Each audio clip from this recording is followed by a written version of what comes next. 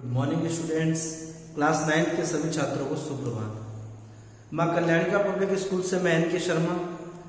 आज हम क्लास 9 के एक बहुत ही महत्वपूर्ण टॉपिक पे बात करने वाले हैं।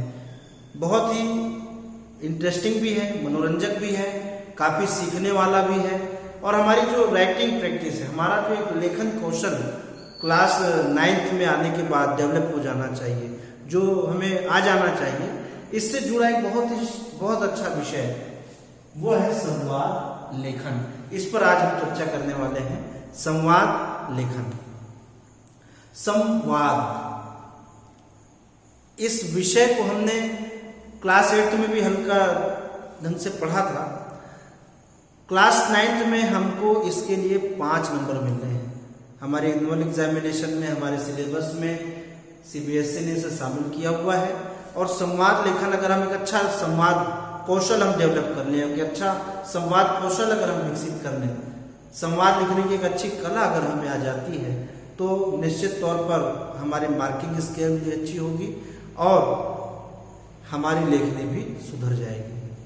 तो संवाद लेखन के बारे में हमें कैसा संवाद लिखना चाहिए, संवाद लेखन क्या होता है, संवाद लिखते समय हमें कौन कौन सी सावधानियां रखनी चाहिए, इन सब के बारे में हम आज की क्लास में जानेंगे। सबसे पहले हम जानते हैं कि आखिर संवाद लेखन है क्या। संवाद का अर्थ होता है वार्तालाप। इसे हम बातचीत भी कहते हैं। दो व्यक्तियों का आपस में जो भी कन्वर्सेशन होता है, जो वो आपस में बातचीत करते हैं, उसे हम संवाद कहते हैं।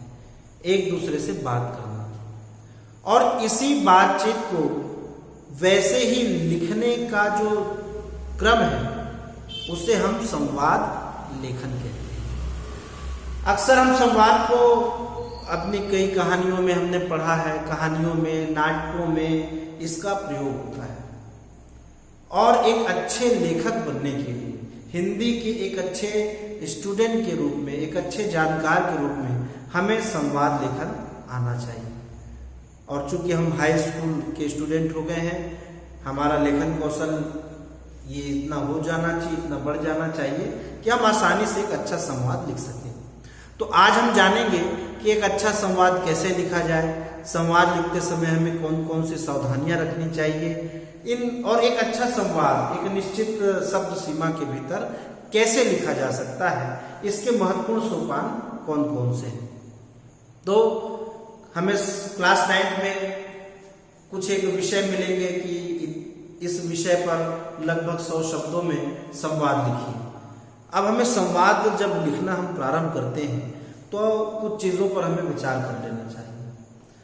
जिसका सबसे पहला स्टेप है, संवाद लिखते समय, कोई भी वार्तालाप या बातचीत लिखते समय हमें विषय पर ध्यान केंद्रित करना चाहिए कि किस विषय पर हम संवाद लिखते जा रहे हैं। विषय से भटकना किसी भी तरह से ठीक नहीं माना जाता। इसीलिए किस विषय पर हमें संवाद लिखना है, सबसे पहले हमारा ध्यान अपने विषय पर केंद्रित होना चाहिए कि हमें क्या निर्देश मिला है, किस बातचीत का आधार क्या होना चाहिए, बातचीत किस केंद्र के आसपास घूमनी चाहिए, सेंटर में क्या होना चाहिए, सेंटर पॉइंट क्या होना चाहिए, इसका हमें विशेष ध्यान रखना होगा। तभी हम एक अच्छा संवाद लेखन कर सकते हैं। तो सबसे पहला और महत्वपूर्ण विषय है कि विषय पर केंद्रित बातचीत, संवाद हम लिखें।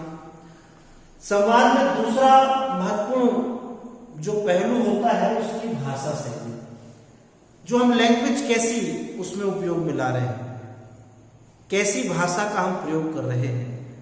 तो हमेशा संवाद की जो भाषा है वो बहुत रुचिपूर्ण होनी चाहिए, बहुत सरल और सहज होनी चाहिए। तभी एक अच्छा संवाद हम बता पाएंगे और बहुत ही रोचक तरीके से विषय को हम एक्सप्रेस कर पाएंगे, अर्थात विषय को प्रकाशित कर पाएंगे। विषय पर पूरी तरह से एक सार्थक चर्चा हम लिख सकेंगे। संवाद लेखन का यही उद्देश्य भी होता है कि दो लोगों की आपसी बातचीत के माध्यम से हम किसी एक विषय पर अपने विचार व्यक्त कर सकें। क्लास 9 में भी हम इसके बारे में हमने पढ़ा है। रीढ़ की हड्डी एक किसी तरह का नाटक, एक एकांकी जो है, जिसमें वार्तालाप शैली, संवाद लेखन बहुत अच्छे तरीके से दिया गया है। लाला राम स्वरूप और शंकर और उसके बेटे को लेकर के उमा, ये जो कुछ चरित्र बनाए गए उनके आपस के कन्वर्सेशन को, बातचीत को बहुत अच्छे ढंग से हमने इसमें पढ़ा है। तो यही संवाद लेखन है। तो संवाद लेखन का पहला चरण, पहली ध्यान रखने लायक बातें हैं कि विषय से संबंधित वार्तालाप हो, विषय से संबंधित हमारा संवाद लेखन हो। दूसरा, उसकी भाषा शैली बहुत सरल हो, सहज हो, आसानी से समझ में आने वाली हो, थोड़ी सी रोचक हो, थोड़ा बहुत उसमें हम मुहावरेदार प्रयोग कर सकते हैं, कुछ मुहावरों का प्रयोग भी कर सकते हैं, ताकि थोड़ा सा रोचक हो जाए, बातचीत थोड़ी सी सरस हो जाए। जैसे हम आपस में दो मित्र बात करते हैं, बड़ी आत्मीयता से बात करते हैं, तो वैसी ही बोलचाल की भाषा सरल होनी चाहिए, रोचक होनी चाहिए, ये मुहावरेदार भी हो सकती है। दूसरा महत्वपूर्ण उद्देश्य जो हमें एक स्टेप है, इसमें जो चरण है वो है सार्थक और उद्देश्यपूर्ण संवाद होना चाहिए। संवाद लेखन में हमें हमेशा याद रखना चाहिए कि अनावश्यक बातें उसमें ना हम ऐड करें, फिजूल की चर्चा ना करें। हम ऐसी ही बातें उसमें लिखें संवाद के रूप में, दो मित्रों के बारे में हो, दो वक्ताओं के बारे में हो, किसी के भी बारे में जब हम संवाद लिखें तो सार्थक हो, कोई ना कोई उनकी बातों का अर्थ निकलता हो और उद्देश्यपूर्ण हो। ऐसा नहीं है कि हम बार बार गुड मॉर्निंग, हाय, तुम कैसे हो, केवल हम एक ही जगह पे अटके रहें तो हमारा निश्चित समय पर, निश्चित समय सीमा पर और निश्चित शब्द सीमा पर हम अच्छा संवाद नहीं लिख पाएंगे अगर हमने सार्थक और उद्देश्यपूर्ण संवाद लेखन नहीं किया। उद्देश्यपूर्ण का क्या अर्थ है कि बातचीत का एक उद्देश्य होना चाहिए, कोई ना कोई उससे निष्कर्ष निकलकर आना चाहिए। और सार्थक माने फिजूल की बातें बस ना हो, उसमें कोई ना कोई उसका एक उद्देश्य निश्चित होना चाहिए, अर्थ निकलना चाहिए। इसके बाद अगला महत्वपूर्ण है विषय है कि वक्ता के हाव भाव और उसका संकेत। बहुत सारे हम वार्तालाप को देखते हैं, संवाद को देखते हैं, हम अपने पाठ्य पुस्तक में, नाटकों में देखते हैं, तो बीच बीच में कोष्टक में कुछ इंडिकेशंस अर्थात कुछ एक संकेत बिंदु दिए होते हैं कि पर्दा गिरता है, या अपने दोनों हाथ उठाकर राम ने कहा कि हे लक्ष्मण आओ मेरे पास आओ। तो ये वक्ता का हाव भाव, इसका चित्रण भी संवाद लेखन में उतना ही महत्व रखता है जितना कि संवाद, उसकी भाषा शैली, उसकी सार्थकता। तो वक्ता का हाव भाव और उसके जो संकेत बिंदु अवश्य हमें संवाद में लिखने चाहिए। जैसे दो मित्र घूमने गए, दो मित्रों की अगर आपसी बातचीत की बात कर रहे हैं कि दो मित्र आप उद्यान में मिलते हैं, तो हम पहले उसमें संकेत लिखेंगे कि दोनों मित्र एक दूसरे से मिलते हैं और जाकर बेंच में बैठ जाते हैं या टहलने लगते हैं। तो इससे संवाद जो है ये एक तरह की नाटक की तरह पढ़ने वाले के दिमाग में चलने लगती है, एक फिल्म की तरह। ये एक अच्छा संवाद माना जाता है जिसमें हम पूरी तरह से वक्ता के हाव भाव और उसके संकेत को भी लिखें। तो हमें ध्यान देना चाहिए, ये तीसरा महत्वपूर्ण सोपान है कि हमारी भाषा शैली अच्छी होनी चाहिए, सार्थक वार्तालाप होना चाहिए और वक्ता के हाव भाव का भी चित्रण या संकेत हमें संवाद लेखन में अनिवार्य रूप से करना चाहिए। और इसके बाद इतना ही पर्याप्त नहीं है, एक महत्वपूर्ण चीज और है कि अंत तक विषय पर वार्ता पूर्ण हो जाए। बातचीत तो चलो हम लिखने लगे और कई बार हम लिखने जाते हैं तो हमें समय का भी ध्यान नहीं रहता, शब्दों का भी ध्यान नहीं रहता और हम बड़े मौज में लिखते जाते हैं। राम ने कहा, श्याम ने कहा, फिर राम ने कहा, फिर श्याम ने कहा, फिर दोनों ये गए, वो गए, यहाँ गए, वहां गए।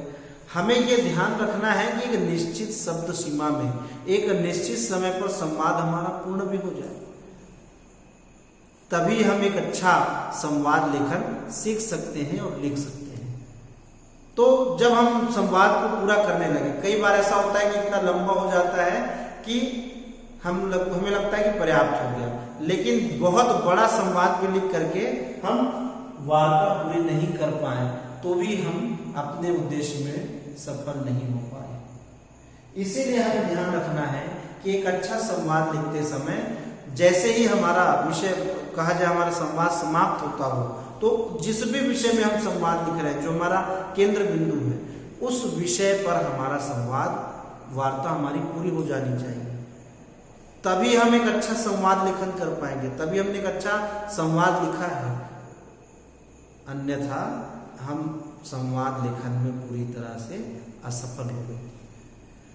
तो ये एक महत्वपूर्ण विषय है संवाद लेखन, और चारों ही सोपान इसके जो हमने आज आपको बताए हैं, चाहे उसकी भाषा शैली हो, चाहे सार्थक और उद्देश्यपूर्ण संवाद लेखन हो, वक्ता के हाव भाव का संकेत लिखना हो, और अंत में वार्ता को पूरी कर लेना, ये चारों ही बहुत महत्वपूर्ण है।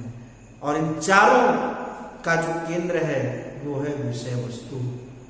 कभी भी हम विषय से ना भटकें, वार्तालाप में अनावश्यक उसको बढ़ाए ना, केवल हाय हेलो बार बार शिष्टाचार अभिवादन केवल यही ना लिखते रहें, बल्कि जिस विषय पर हमने संवाद लेखन का काम दिया गया है उस विषय पर हम सार्थक चर्चा करें और अपने विचारों को उन पात्रों के माध्यम से, काल्पनिक पात्रों के माध्यम से उस चर्चा को पूरी करें, और जैसे ही अंत आए, अंत में हम अपनी वार्ता को समाप्त भी करें उन पात्रों के माध्यम से।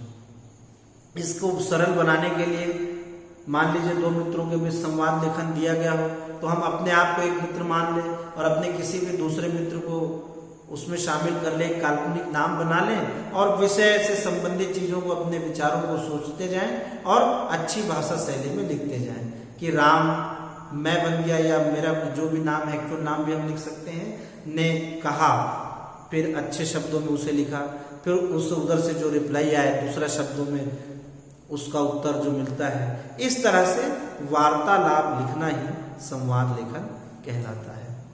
तो हम आशा करते हैं कि आज की क्लास से आपने एक अच्छा संवाद लेखन, एक आदर्श संवाद लेखन सीख लिया होगा। अगली क्लास में हम संवाद लेखन से संबंधित कुछ और बारीकियों को जानेंगे।